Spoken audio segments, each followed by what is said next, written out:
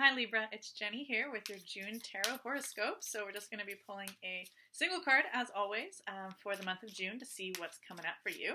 So the first 2/3 of June is Gemini season, and then we will have the June solstice. So that'll be the summer solstice if you're in the northern hemisphere and the winter solstice if you're in the south, and then after that we'll be in Cancer season. So that's what's coming up for June, and this is the card that we've got.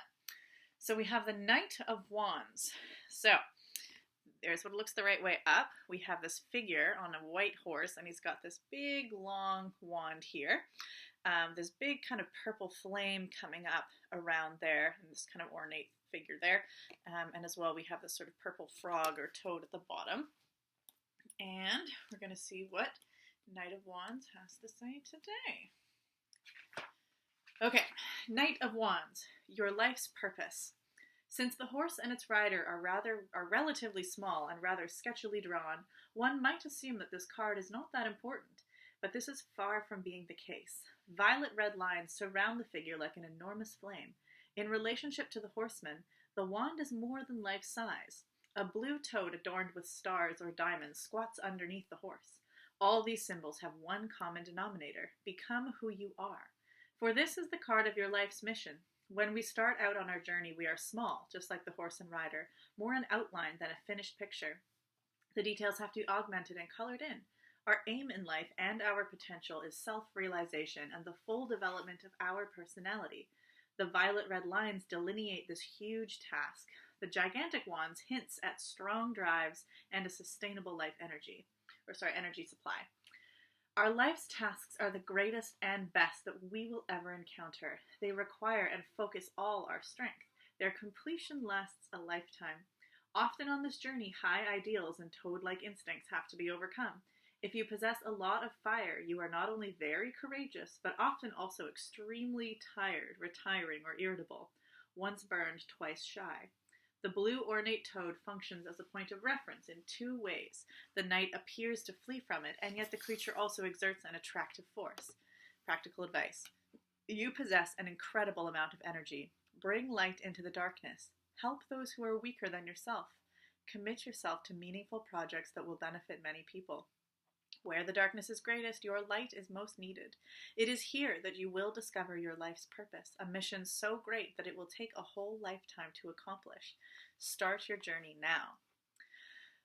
Okay, so this card is kind of epic, just in general. It's definitely a card that is not like a small period of completion. This is starting out on your life's mission. I mean, realistically, your whole life is part of this quest, so it's not like it's a literal starting out point. But there's a difference between just kind of walking along kind of aimlessly or just casually, and then there's working with purpose, with intentionality, and being a little bit more specific and intentional with your decisions and your tasks, rather than kind of being blown around or kind of taking what life bumps you into and just sort of being along for the ride. There's a difference of being along for the ride in your own life and like kind of taking the horse by the reins and gripping that wand and like taking a bit more charge. That doesn't, of course, mean like having intentionality with your life journey is not the same thing as being in control of your life in the way that a lot of the times we like to think we can be. There's a lot of ideas, especially kind of in our kind of culture, go-go culture, and this idea of like efficiency, workforce, getting things done, one right way to do things, a linear path to success. There's an idea that like if we just try hard enough, or we just follow the rules, or just check all the boxes, or just conform enough, we'll be in control. Like we'll finally get it. We'll finally get the security we want. We'll never fight with our loved ones ever again. We're going to be financially stable all the time. We're going to be safe from all of the storms and monsters that might come at us.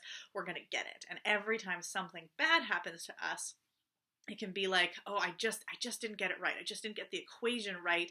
I just have to try harder and get things under control. And then I'll be safe, or then I'll be successful, and then whatever it is, instead of sort of seeing your life with this life narrative, this hero or heroine's journey, where the good follows the bad, follows the good, follows the bad, and in fact the good and the bad is often just a perspective and a label that we put on different experiences based on how much we enjoy being in them, but they they are the things that move us forward in a poetic sort of way, in cyclical ways, in ways that are not about achieving a peak and staying there, and anything less than maximum performance or maximum security is a sign of your failure. It's a lot. It's more story like than that, and there's more of that quality of adventure to it. And when you read a story or when you have an adventure, like if you just read a story where like everything goes right, everything's predictable, nothing ever changes, nothing bad ever happens, there's no need for growth, everything's great. Like that's not really a story that grips you. The stories that grip you are the things that challenge, and there's triumph, and there's growth, and there's struggle, and there's all kinds of things that are like that happen, that move the narrative forward, and that create this purpose and this value in this character, and that is more what your life is going to do. And so there's if like it's kind of like if this this magnificent knight going on his adventure, that's you going on your life adventure, like kind of reading your life like you would a story that you love, or viewing yourself as this protagonist, this hero, and cheering yourself on when things are rough, and being that mentor to yourself, and realizing that, yeah, okay, like things are always brighter before the darkness, or the times of abundance is the time to like really strengthen into relationships, because who knows what else will be coming. And it's not about fearing what might be coming, but it's also not about controlling what's happening either. It's this agency, and it's this confidence in your life that you are the agent, and you get to make intentional choices on your journey, but you're not here to control everything that comes at you. You can, it's like I say, you're in control of your own actions, but even the word control, being control of your own actions, kind of feels like I don't know, kind of definitive or in a box. Like you get to create your own choices, and you get to cultivate your intentions, and yeah, you get to be this master sculptor, artist of your own life and your choices, and that's really exciting and a bit scary, because it opens wide what is possible, because it throws away the rule book. There's a lot of times where we just want to be told what to do. Like, we want to be told what's the way to get it right, what's the way to succeed. Just give me the instructions. I'll just check it off. Like, I don't want to mess around here. I don't want to know that I could be wrong. I don't want to make a mistake. I don't want to try something and then get disappointed. I don't want to put in all this effort and just realize that's not the way to do it. Like focusing on trying to get things right. It's really scary to throw the manual away and say, actually, there isn't really a rule. Actually, the way you are going to live your life and the quest you're on is going to look really different than somebody else's. And maybe you can, like connect with people that can assist you or have similar experiences, but they're not here to tell you everything. They're not trying to hold your hand and step you through things. You do get to be the creator. You have this blank canvas, or at best a prompt and some colors to play with, and that freedom is nerve-wracking, but it's exciting if you can land into it. So I just sort of went on a tangent there, not very specific to this card. Okay, but really this is what this card has been saying. Become who you are, and you have a lot of energy. You have this fiery light, this big flame of possibility and inspiration.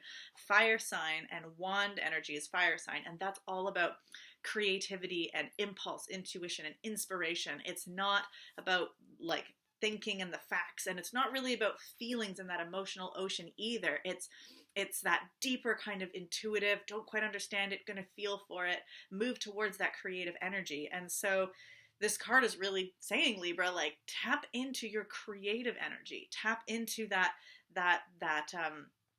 fire that you get to then cook with, and then you can kind of move with how you feel and make your decisions moving there. But if you're not tapped into your energy supply, you're going to get really exhausted.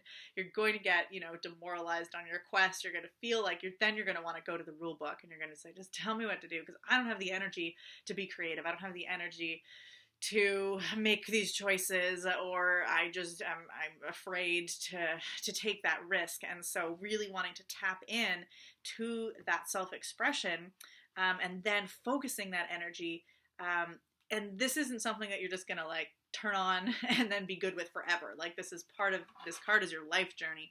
You're going to feel like you're in contact with that flame at certain points in your life, and at other points in your life you're not going to feel super confident in it, and that's part of the narrative arc. That's normal. But the goal is to keep working, like to keep tending that flame. If it goes out or gutters down, well, you're just gonna have to start it back up again. And sometimes it's like really big and hot, and so many people can see it, and it's this big bonfire, and those are the exciting times, but that's not all the time.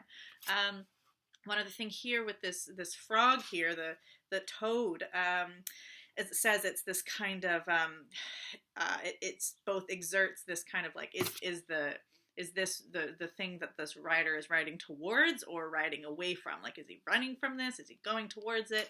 It's kind of this like this tension, this magnetism that magnetism can attract and it can repel as well.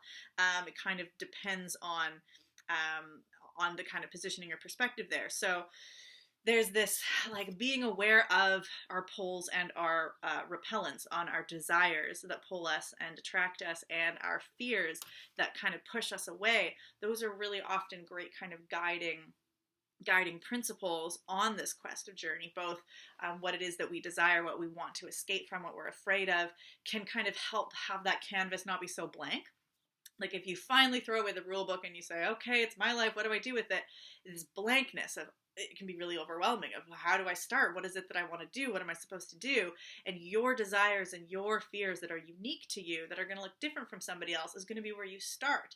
You say, I desire to use the color red today. That's what I want to try. And I really don't like the color orange over there. Bad associations. For now, we're not going to use orange. Maybe later we're going to try to integrate orange when we're kind of feeling stronger about it. Like that, somebody else is painting with blue and green, and that's fine. That's what their desire is. And so you just get to craft this and make this, just tap into that creative energy using your fears and your desires as the starting point.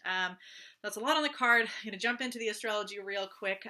So the first 2/3 of this season is Gemini season, air sign. So that's matching up with Libra as an air sign as well.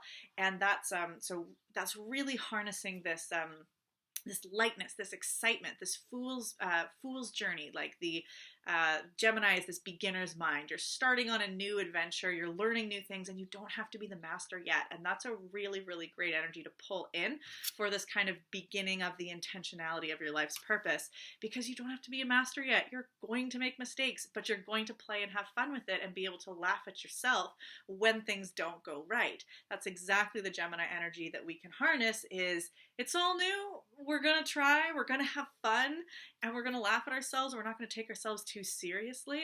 It's not, we have to get the mission done. This is your life's purpose. It's not done till your life is done. So you're not trying to rush to the end here. You're trying to fill up the moments. When we get into the solstice, so about June 21st, when we hit summer or winter solstice, depending on where you are in the hemispheres, that's this like peak, this extreme of either the most light or the most dark, this peak energy, and that kind of can feel, if we're already trying to harness in a lot of this fire energy, this kind of peak tension, it might feel a little manic. Especially if you're in the northern hemisphere with all that light, can kind of feel like this can feel this mania of excitement and energy, and like the wind of Gemini air season is blowing on this flame and like increasing this fire. And then there's this turning point where if you're in the northern hemisphere, now the dark's going to come back in. So while we're in this kind of maybe manic, everything's possible summer light, from now on, darkness will come back in though. So even when we are in our most peak experiences, we know that it's the turning of the cycle. Once you're at the peak, the only way we can do is go down. And likewise, if you're in the northern hemisphere, this is a darker time. It's a heavier time. You might feel really, really exhausted, but from here on, we're turning up. The light's coming back in. Goodness is coming in as well. So it's this reminder that the peaks, we often chase after those highest peaks and we run away from these lowest peaks. But when you're at those heights or lows, that's when things start to change. That's when the good comes back into the darkness, and the darkness comes back into the light. So there really is, it kind of shows that just hinging on those two peaks to run away from it and get to is kind of foolish. Like you can't really attain it because you can't stay in any one places before the wheel turns again. So the solstice, wherever you are in the winter or in the summer, whether you're in fatigue or whether you're in excitement, it's just this kind of this kind of thinking of the equilibrium of the fact that things are always going to change, and that you can kind of bring your own kind of Libra sense of balance to it, where Libra's, is an equinox itself. So Libra has this balance, everything's even, and we're sitting at the solstice, which is we're about to start heading back into balance. We're at this far extreme, so you can kind of bring that natural understanding of equanimity and balance and say, okay, whatever I'm feeling now, it will change, good or bad, and that's part of this life journey.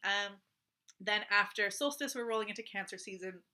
It's going to be a little bit more tapping into emotions, tapping into feelings, but also the nurturing energy. Cancer is the sign of the mother, and specifically the energy of the mother is that which takes the young, fresh, and vulnerable thing and cares for it, feeds it, grows it until it's strong enough to stand on its own, and then lets it go on its way. So this is as we're leading into solstice and we're trying to tap into life's purpose and trying to think about what it is we want to be doing, then when we get to Cancer season, it's like, well, have you had some insights? Do you want to start growing and tending these things? But it's still just the beginning. It's still just in its infantile stage. It's not master yet. It's not fully grown. So having that unconditional love for yourself, for your projects, for your mission that the mother has for the young thing that they're tending to, that's the kind of energy you want to hold yourself with after solstice when we're moving into Cancer season. So lots of nurturing, lots of care, and being comfortable with the flow of emotions that may come after this beginning of June, which is a bit more excitement, play, beginner's mind, starting on your adventure. So that's what's coming up for you this June. I would highly recommend for you in particular, Libra, go check out my on my YouTube page. There's the Gemini season Pay What You Can workshop. So that's already relevant now, but that'll be relevant up until solstice. Specifically, it has a lot more information on planetary transit, so more of the astrology of what's happening in the sky. And because there's a few things that are happening in Aries, that's your polarity sign, and so that's kind of like an interesting option for you to do some kind of work with that energy that's mirrored in polarity to Libra. So definitely check that out for you to help you out for this particular time. And I will see you in July. Take care, Libra.